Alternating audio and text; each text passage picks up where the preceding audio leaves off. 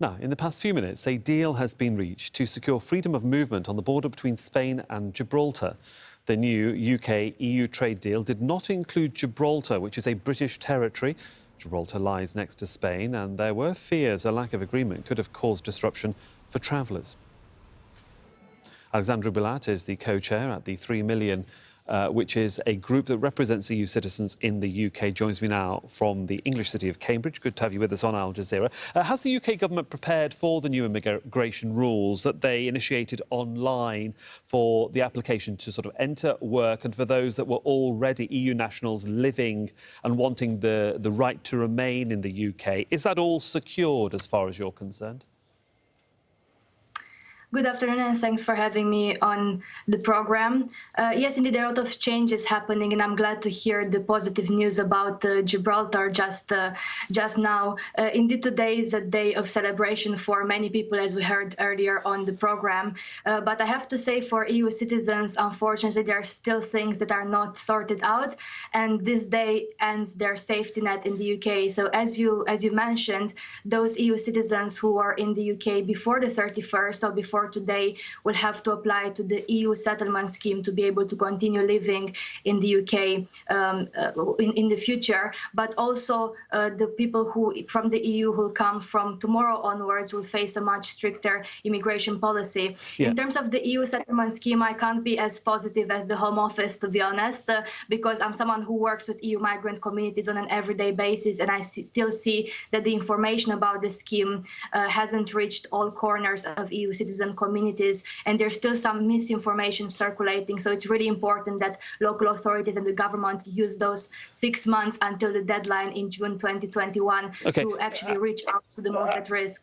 Alexandra, let me just chip in there. Let's just break this down a little bit. There are issues about the online application itself and the technical glitches that your group believes are perhaps a problem for those that want to apply for permanent residency or the right to remain. Where are we on those glitches? You've been in discussion with the Home Office. What are they saying to you about that? Yes, indeed, people have a variety of experiences when applying for the pre-settled or settled status. Some people have quite an easy time, whereas others actually need support to go through the system, and there have been some technical errors. Indeed, I think what's most concerning in terms of the online process is the fact that EU citizens don't get a physical proof of their settled or pre-settled status, so we only get a digital status. And this, for us in the 3 Million, we're arguing that this is really a recipe for future discrimination, because we will have in 2021 landlords, employers, service providers will have to check this immigration status, and this could create a lot of issues for many EU citizens we meet who are not familiar with those systems or who have limited digital skills, and also the British public who are not as well informed as they could be by the government on this new system and how to use it. Of course, major changes to free movement at 11 o'clock GMT, New Year's Eve. How about sort of the distinction between those that can enter the country as skilled or low-skilled workers, and whether they will be allowed to come into the UK on this point system that is being initiated by the British government? What's your opinion about that at the moment, and whether it is clear and fair?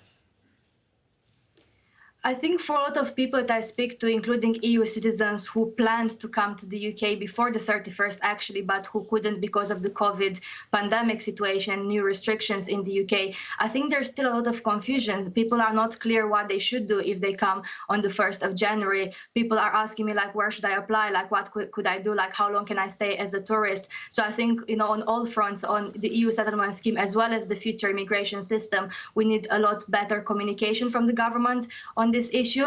In terms of the low and high skill division, I personally don't really like to categorize migrants as low or high skill. I believe that every migrant can contribute to the UK in different ways. For instance, I came to the UK when I was 18 without speaking English very well, and 8 years later I have a PhD degree. So I really believe that freedom of movement actually allowed this social mobility, and I'm sad to see this freedom of movement go away, especially for young British people in the UK. I'm sure it will be a debate that continues for some time. Alexandra Bulat from the 3 Million Group, thanks so much for joining us from Cambridge. Thank you.